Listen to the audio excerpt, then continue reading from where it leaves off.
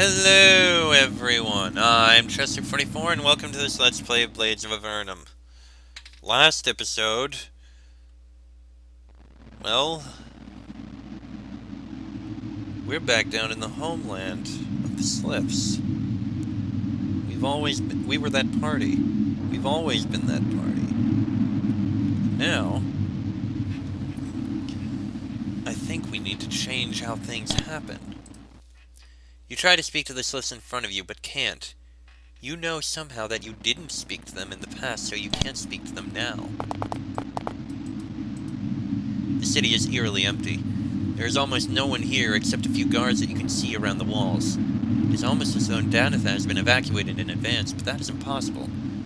Besides, why would this impregnable city need to be evacuated ever? It is on an island in a large lake, and the bridges are narrow. One would have to swim, a Herculean feat, with hell raining down as you emerge, or cross the well-defended bridges.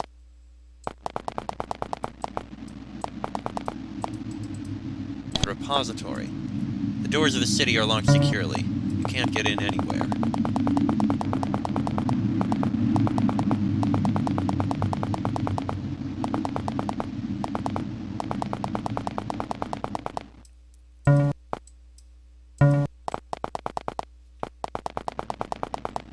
Can't go up that way.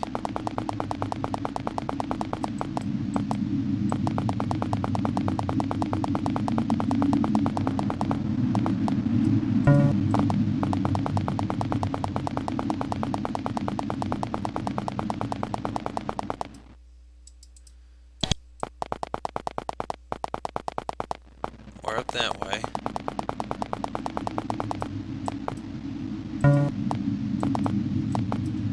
You approach the north gate nonchalantly. It is hard to take anything in the homeland as a real threat, considering what you've seen. You have charged the castle of the dread-gone Nathaganth himself and escaped alive. What are barbarians compared to that? But then you see these barbarians. Something is wrong. They are too close and too many. How did so many get so close without the wall javelineers slaughtering them? And the barriers are down. Every other gate to the southwest and east has magic barriers, but these are down. The army swarms in and your mouth is filled with the bitter taste of betrayal. And it is not even you who was betrayed. You are just caught up in it. Gotta reload there, cause didn't see that coming. Enter combat. At first, the swarm of warriors does not seem so bad. You have learned powerful magic in your journeys through Basikava and the northern province of the homeland. These fighters are not as strong as enemies you have faced before. You see more coming into the city at a run, though. The numbers are problematic. The nearest, a group of 5 magic users, joins the fray.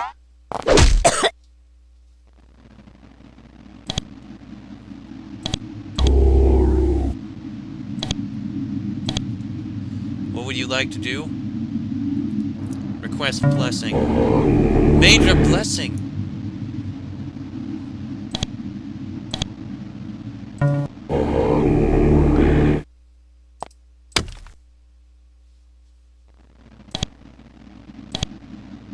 What would you like to do? Attack. Death knell.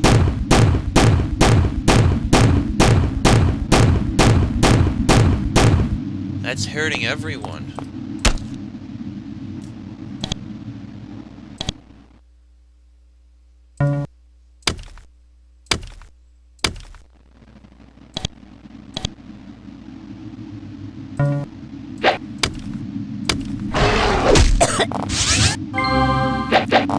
You should have gotten blessing.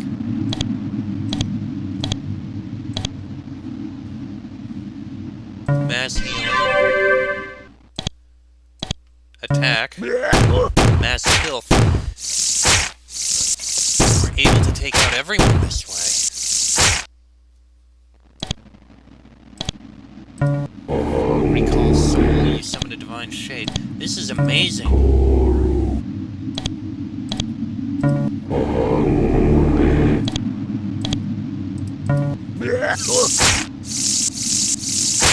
I get it. The magic.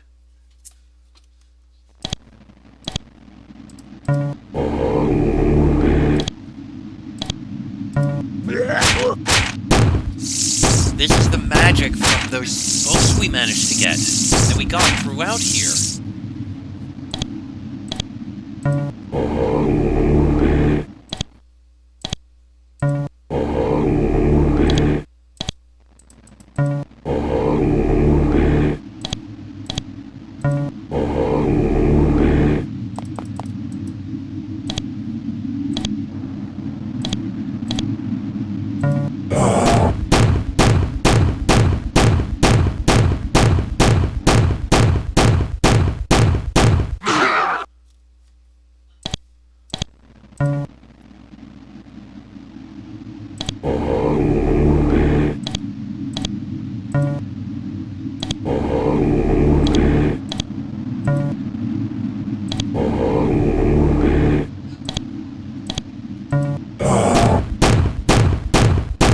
Through this, we can kill them all.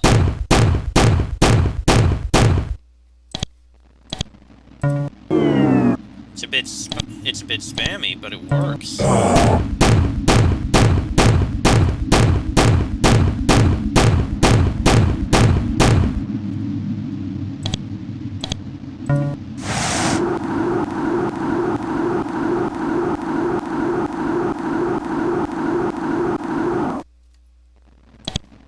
I just realized we're using up a lot of our spell energy at this.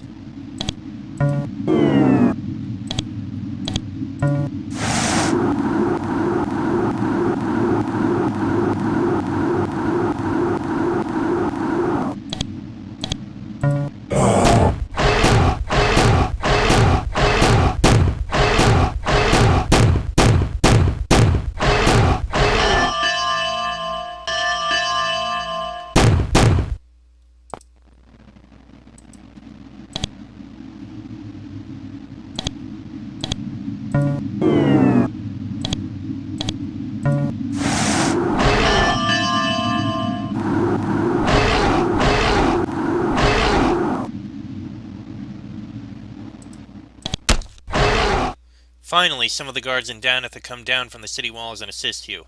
Reinforcements for the barbarians are not far behind, though. That's a drake.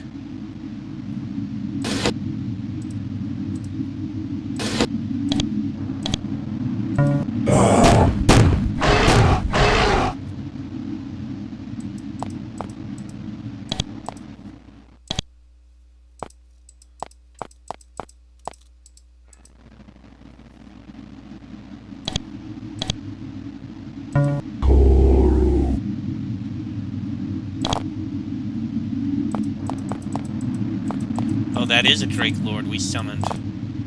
More barbarians arrive from the North Bridge. There are a great many more coming behind them. You start to have a bad feeling about this. You quickly cast Far Sight, which allows you to see through the walls to the throne room. They are gone. The Lord, his advisors, Britha, Ithic, they are all gone. They have fled the city.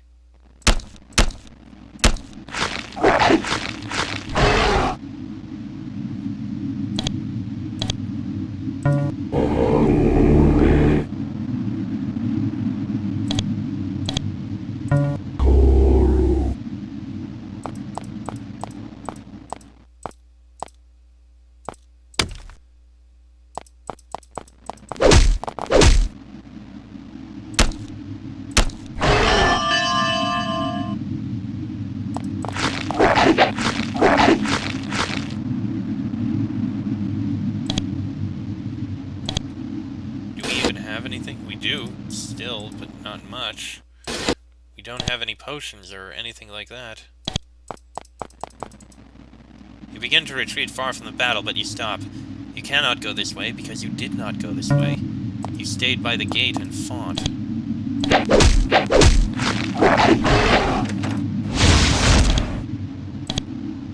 You were... Alright, fully healed. Still more barbarians charge in from the North Bridge, but you can hardly focus on them. You are numb. You have been abandoned here. Someone opened these barriers in the north, and the largest barbarian army that this land has ever seen is storming Danitha. The warriors on the city walls are pathetically few, and the last few reinforcements are coming down now. Whoever it is who betrayed the homeland has signed the death warrant for Danitha, and if you can't find a way out quickly, they have signed your death warrant too.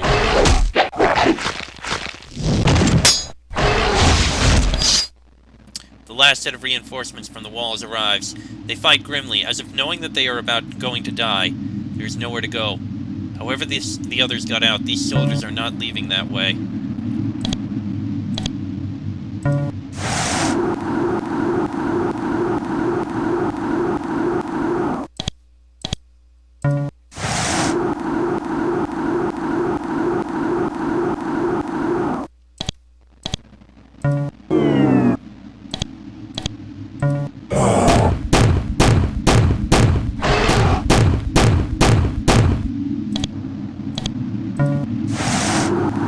Well, we are still being able to be spammy here, which is impressive, but...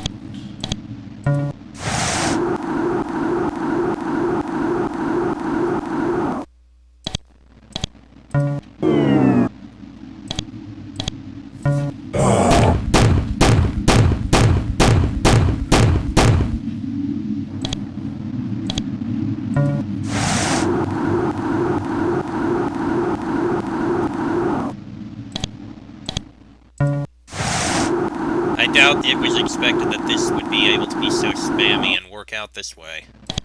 But... it's working.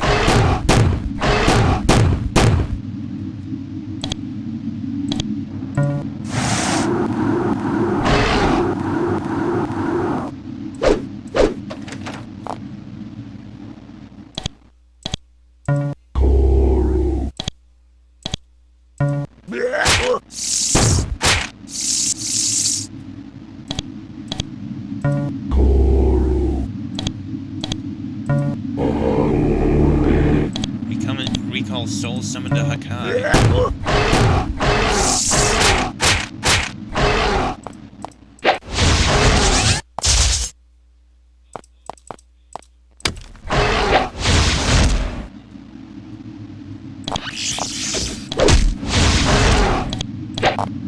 More and more of the monsters pour in through the northern wall.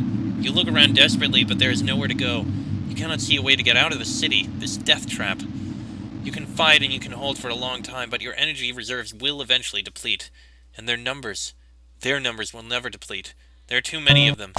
Too many.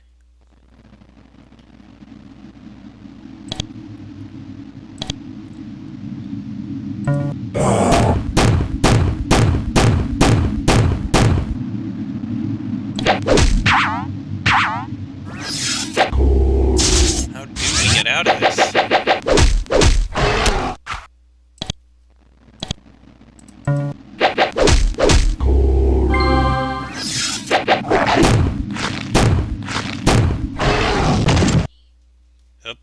Ah, crap. You relive each breathless moment. The fight lasts hours, days, or perhaps only minutes. You're not sure. But for each Slith you strike down, 3 more leap in to take his place. You wield magic beyond compare that day. All in vain. First, one of you falls. The other 3 fight on. Then another falls.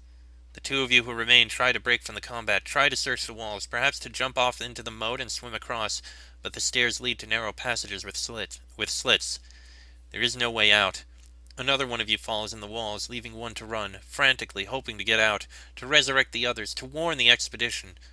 But a well-placed javelin from the land below ends it. All goes black.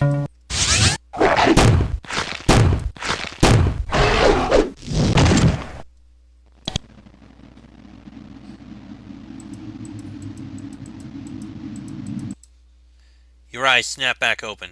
Breathing heavily, you regain your senses. You were just flooded with an awesome amount of magic. You think it was all the magic in the island for that moment. But now it's gone. The magic is gone. The stopper is off to the side, and it no longer serves as a conduit. The island is just an island. The victory is even more shocking than the battle. All your life, though you have only recently become aware of it, you have felt the magic of this island course through secret channels, passing through air, water, hills, and walls alike. And now it is gone. The emptiness is nearly to bring you to your knees. Only for a moment, though. After that moment, you remember what you are here for. Macron is still here, and there is no more magic to protect him. Oh, crap, that was a thing. You approach the stopper conduit, but before you can reset the magic, there is something else you must do. When it was on, Macron was unstoppable. Now that the magic is shut off, if this is going to end, if Macron's mad plan is going to be stopped, it must be stopped here, now, while he has no access to the magic.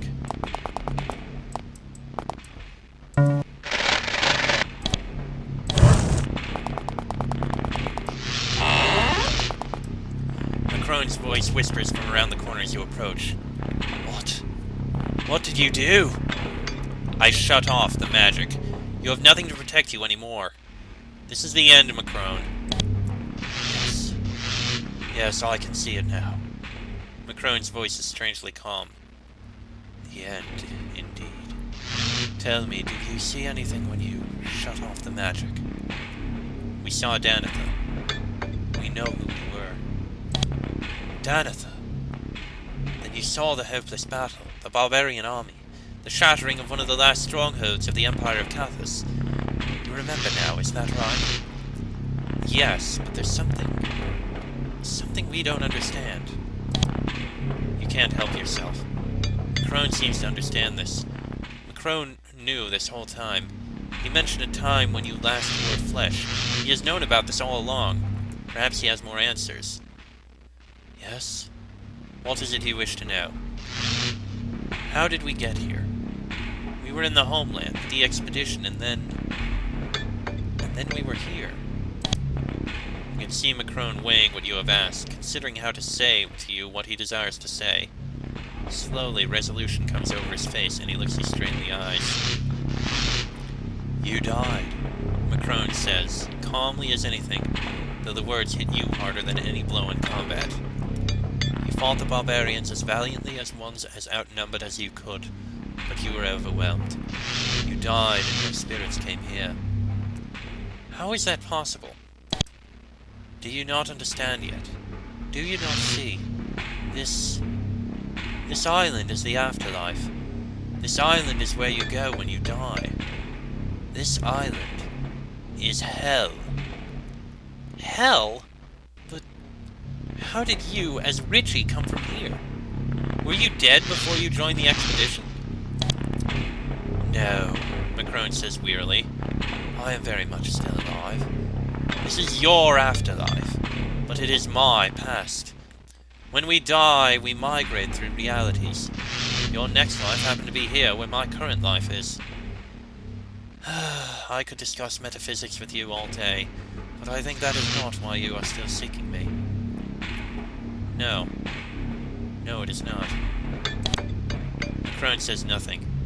You know that he, like you, is gathering all his strength for one last battle. He will be ready for you. Magic or no. The magic is shut off. You do nothing with it now. You are ordinary. Very well then. We do this the old-fashioned way.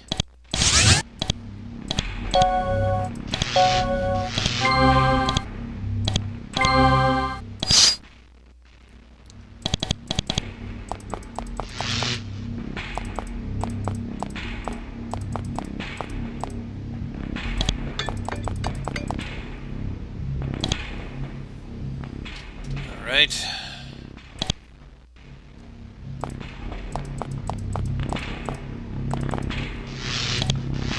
Can you slow him at least? And he summoned aid.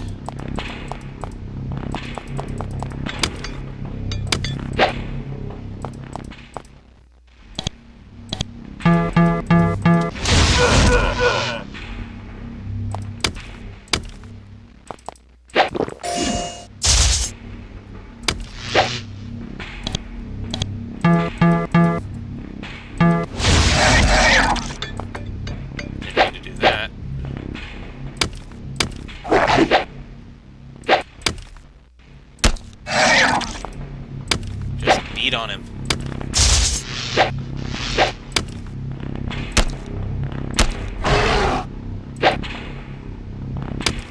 Wow, the haste is already wearing off.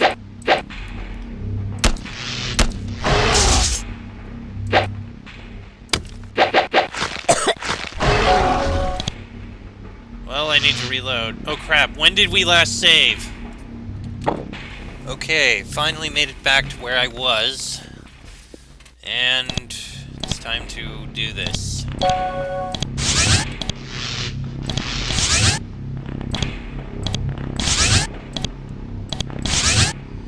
To combat.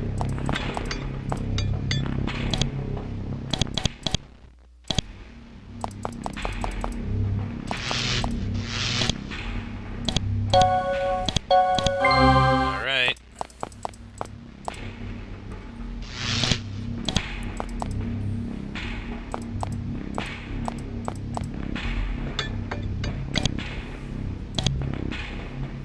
You wait. You put a blessing on Cheek.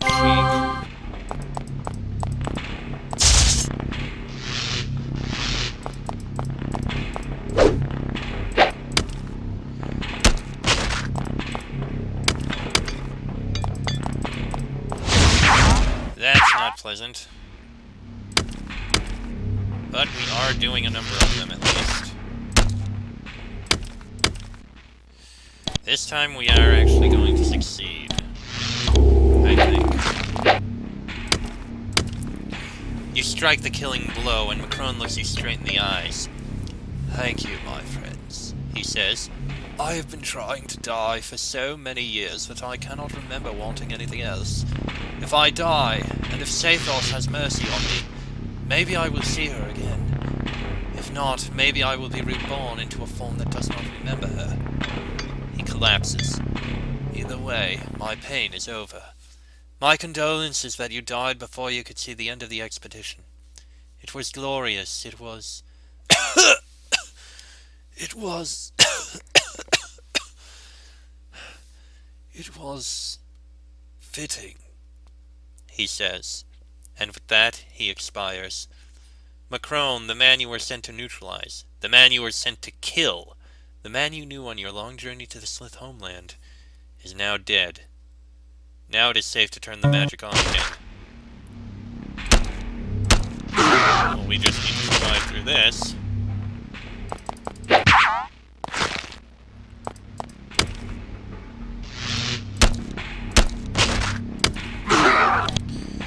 There we go.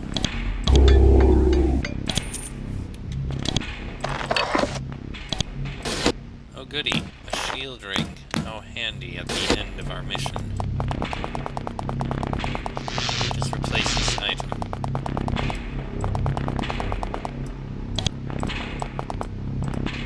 The stopper conduit lies here to the side of the pit on which it was resting when you first approached. What do? Try to move it back. You grab the stopper conduit, which is heavy but otherwise unremarkable. It contains no magic. You start to move it back to the pit, and you feel the magical connection beginning to link up again. The bulb resists you, and the closer you get it to the hole, the more it resists. Shoving and heaving with all your might, with all that you have left, you force the stopper into the hole, and magic floods back through the air. It is done. You have completed your quest here. All that remains is to go back to the mountain village of the Sensitives and report your success. And after that, from somewhere deeper than conscious knowing, you know what you must do. You must move on somehow. You must leave the island. But first, to the Sensitives. Alright then. That is a fascinating story that we've learned here. But we'll discuss it more after we get out of here. Let's get back to the Sensitives. As you rise out of the heart of the island, you remember both what you have learned there and what you have seen on the island. Suddenly, connections which were not apparent become so. Macron was not the only person from the expedition who was here. Sophia, the kindly woman who you have known since the beginning, who lost the love of her life recently. Sophia is the reincarnation of a Slith you once knew. Of course. Her eyes, her spirits. She is Ethas. Ethan, the merchant who corresponds with the religious ones but does not believe. Ethan is the reincarnation of a Slith you once knew, and as soon as you realize this, it is obvious. Wise in money, but full of doubts. Ethan must be Silthok. Michael, the devout one who feels magic but wields no power. Michael is the reincarnation of a Slith from the expedition, and there can be no doubt. A believer adjacent to power but having none himself, Michael is none other than Cass. Shock fills you as you connect the pieces. Macrone was here, and so were others, but not Phaedra. Why? What happened to Phaedra? You must speak with those you know who are here. Perhaps they can offer something. We have to. We have to find out what's going on. This episode's going to go long because of it, but we must know what's going on. We're so close to the end.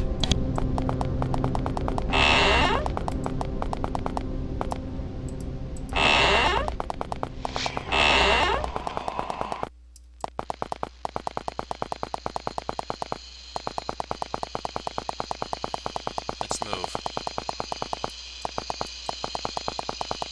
Let us start here. No, we'll end there. No, we'll start there.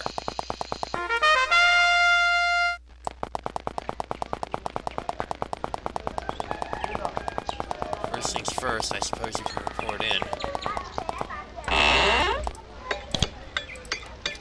Mason watches you as you approach him. He looks at you differently, and you know that you seem different to him now that you have remembered. Tell Mason what has happened. You tell him all of it. You tell him about Macrone, about your visions, about your memories of your past life, about Macrone's dying wishes, and when you get to the end. What will you do now? Mason asks you. He watches you closely, but you cannot tell what he is expecting you to say. We will move on. It is for the best. You have defended the island in its time of need, and now that there is no threat, the island has no further use of you. It cannot contain you. It is best if you depart. There is a portal that may speed you on your way. It is in the southwest corner of the village. Many have looked into it, but none have been able to pass through it. I suspect that you may be the first. What will become of the island? My family? Everyone else? Mason shakes his head. We will go on. Your family will be honored with all that we can give them. The island will continue, stronger than ever, because of your deeds. And who knows? Perhaps the trip through the portal is not one way only. You may be able to come back and visit from time to time, between adventures. Without knowing how you know that he is right. You'll be able to see your parents again, and your little sister. Michael continues to pray as he waits for your next question. Cass? Cass. What is that? Is that a name? It was your name. You were Cass, as priest following Laguerre. Michael looks uncomfortable. Very uncomfortable. I do not know what you are talking about. Obviously you're confused. Please leave me now. What about the other two?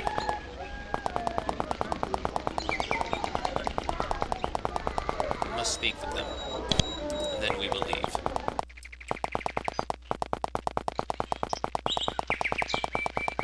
Here, the town. Ethan. Silthok? What? Silthok? Is that a word for something? There's a flicker of recognition in Ethan's eyes, but only a flicker, and then it is gone. It's a name.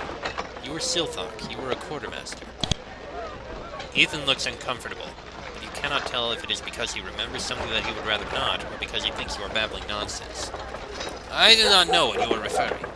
I have lived on this island all my life, a merchant since I was young. I've never gone by any other name. You must be mistaken. It quickly becomes clear that no matter what you say, Ethan will not admit to having been Silthok in a former life. There's nothing more you can do here. One more to speak to. Just one.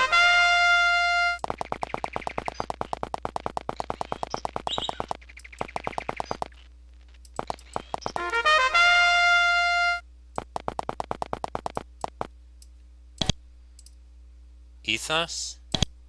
Sophia looks at you confused. What? Ethos? Is that a name of someone? Yes, it was your name. You were Ethos.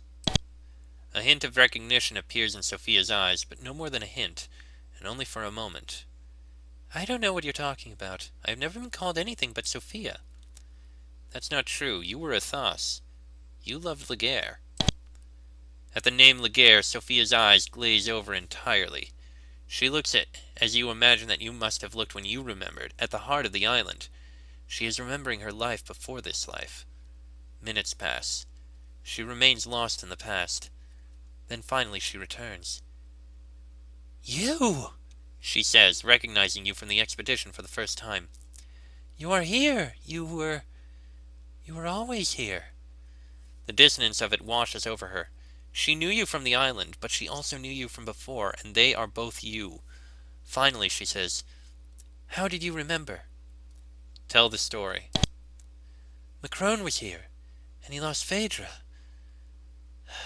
I did not know that. That poor man, at least now he is at peace, if Sathos is just. Her old, kindly face is covered with sorrow, and not just for Macron. My husband here. That was Laguerre, wasn't it? And I have lost him again. Are we fated to keep finding and losing each other in life after life for eternity? Was anyone else here? Tell her what you know. You tell her that Ethan is Silthok, though he does not remember it. Of course he is. I must go pay the man a visit now when I can get around to it. I will wake him, even if you could not. You tell her that Cass is one of the sensitives up in the mountains, though he did not remember it. She looks cautious. Cass always found him close to power, but he never learned the wisdom to wield it himself. He nearly destroyed us after you died. Seeing the curiosity in your eyes, she hesitates. It is not my place to tell that story. It is best not to dwell on a life before this one. Down that road lies Macron's madness. After hearing this, she wonders aloud, Why was Phaedra not reborn here? Others of us who died on the expedition came here. You shake your head. You do not know. It is troubling, but the island seems to hold no answer to this question. What will you do now? Ethos, or Sophia, looks out into the waters beyond for a long moment. I will continue to fish.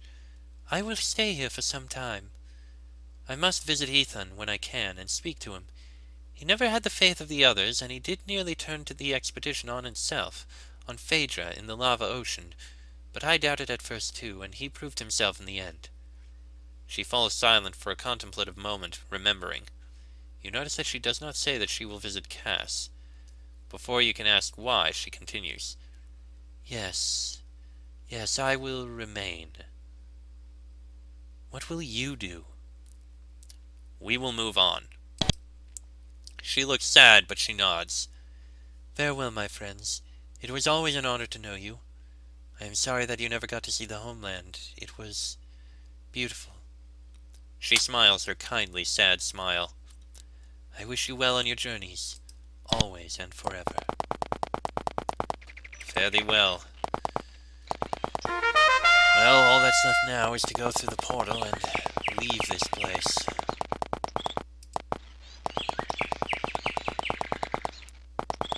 Not much else to it.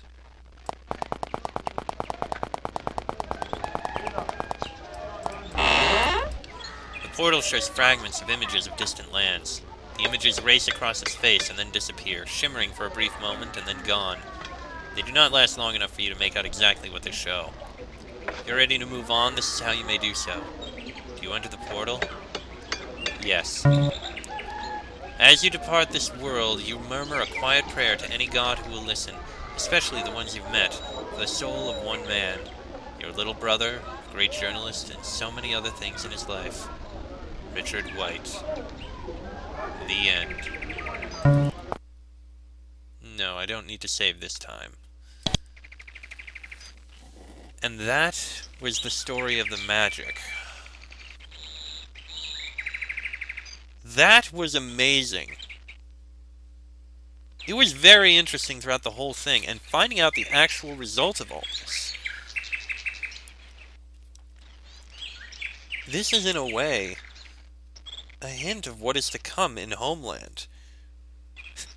And it is perfect, because just a few days before recording this, Calandon actually posted on the message board saying that he is finally pushing himself to complete Homeland. He doesn't expect it to be finished for another year or two. And I'll definitely be playing it as soon as it comes out. I will show it on this channel. He expects it'll be as long as Exodus, so that'll be taking a while. But it's interesting also the kinds of things we find out about what could happen in there. Ethos, Silthok, and Cass all end up dying, it seems. Phaedra, it seems, also somehow dies, but something special about that. And we died too. It also hinted that something went wrong in everything we do. There's going to be more to it. I can see that already. Things are going to change. Or, more likely, this was kind of an alternate history. Or we're going to... Or, yeah, this was caused by an alternate history. Us dying.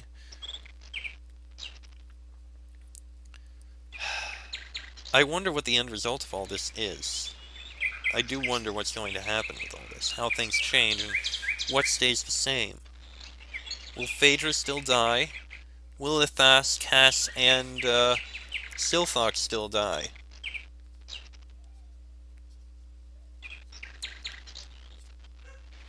What will happen?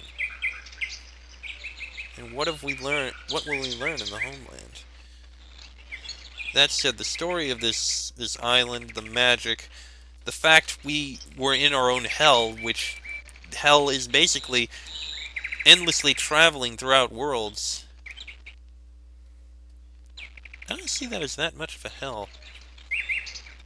Perhaps because we do lose our memory now whenever we go to a new world. Kinda, but...